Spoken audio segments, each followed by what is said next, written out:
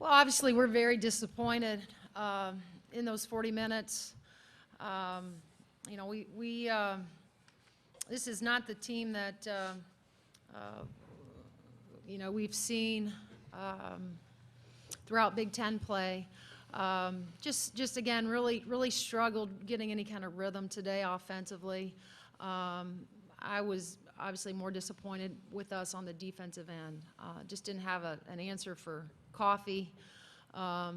Gave up too many high percentage shots. Thought we lacked a sense of urgency. Was disappointed in our energy level. You know, it was surprising that, and again, I'm going to give Northwestern a lot of credit. Third game in 3 days, and I thought that they just came out with the sense of urgency and the energy level that I anticipated our crew having.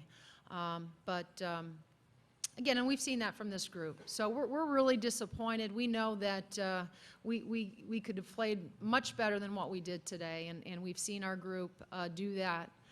You don't win 20 games in one of the best conferences in the country, get a high seed like we did, top 4, without playing some really good basketball.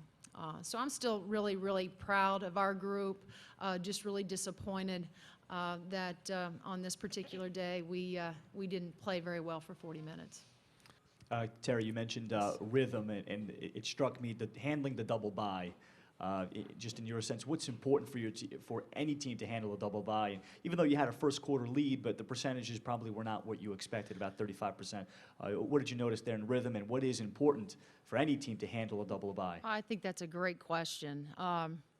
Because Big Ten play doesn't allow us to have that as many days off. You know, usually you're playing, you get 2 days to prepare, and then you're playing it once again. So that's the challenge of the Big Ten Conference, and that's, again, one of the reasons why we got to be one of the top 64 teams. In order to do that, you got to be, and you got to play some really good basketball at a very high level.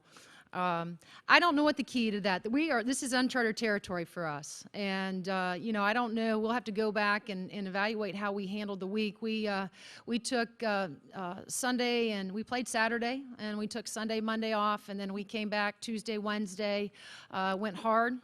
Came to Indianapolis, watched the Minnesota Northwestern game, went to UIndy and did about an hour, 15-minute walkthrough. And then really our team has been just really eager and looking forward to this week.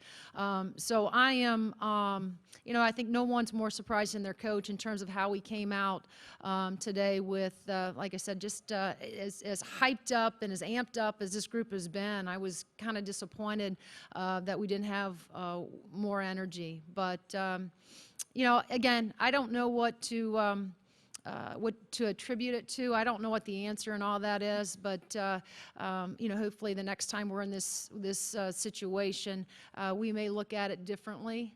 But we kind of just thought with our lack of depth that you know, the 2 days off that we gave our group, it was well deserved, and we really wanted kids like Tyra and Cahill and Lex Gassian to get off their legs because it had been a really long Big Ten season for us. So I don't know that I have the answer to that. I just know that, as I mentioned, this was a different scenario than we were at last year, but certainly something that we will reevaluate and to see if, you know, like I said, the next time we're in this situation, maybe we approach it a little bit differently. Right here. Coach, you were over with Tyra when she was down in the second quarter. I mean, what's going through your mind when you see her in that pain, and what happens to this team if you don't have her the rest of the game? I knew she was going to play. Yeah. There was nothing that was going to keep that kid from, you know, playing in this game. This afternoon, after I found out that it was her elbow and she just, it was just kind of a hard fall.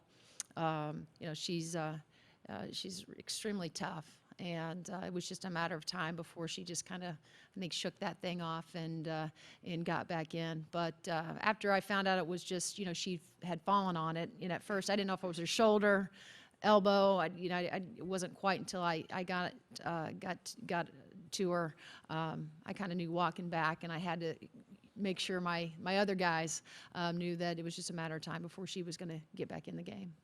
Right here in the front. At the end of the third quarter there, Amanda, you know, hits that shot, and it seemed like you guys maybe had a chance at Sure. grabbing a little bit of momentum. why do you think, the first couple minutes of the fourth quarter maybe didn't go your way?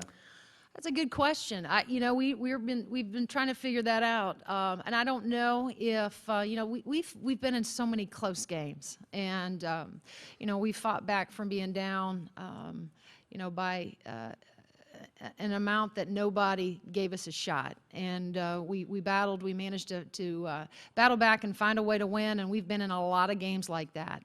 And so I don't know if their mindset was, here we go again, we've been in this situation before, we get a couple shots to drop, we go down and we defend, and we'll get out of here hopefully with a win. I don't know if that crept into their mind, because it just seemed like they kept waiting and kept waiting and kept waiting to make any kind of a push to gain any kind of momentum. And so, I thought the same thing. We needed something like that to change the rhythm, to change our enthusiasm and our energy level. And I thought maybe that play with Cahill, which was huge, would help us. And we've been really good in the fourth quarter. But again, give Northwestern credit. They took high percentage shots. We couldn't get enough stops. And again, the reason why we were in all those close games, we won all those close games, is because we did two things. We hit shots, but we went down and got stops. Today we didn't get stops. Right here. Terry, what was Northwestern doing offensively in the fourth quarter that made it so hard to get those consistent stops? Just hit shots. You got a kid like Nia Coffey that can score on all three levels. She can put it on the deck. She has a mid-range game.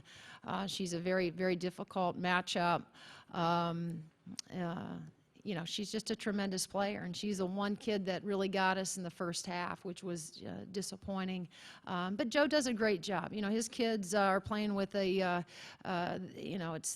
one or done for them, and they know that, and they're playing with a different kind of urgency right now. And again, just give them credit because they hit shots. I mean, they shot 46%. And whether you want to say that that's bad, poor defense, or they just hit shots, I think they just hit shots. I think Nia Coffey and Inman and then Deary is a nightmare defensively. I think this is a really, really good Northwestern team. Right here. You hinted at it earlier. I mean, do you think this team's done enough to make the NCAA tournament? Oh, there's no question. You're top four in one of the best conferences in the country. We've played on the road. We've beaten 3 ranked teams. Our RPI is near a 40, which is tremendous. That means you're playing people, and we committed to doing that from the beginning. 3 wins against top 50 RPI. I don't know how you leave this group out.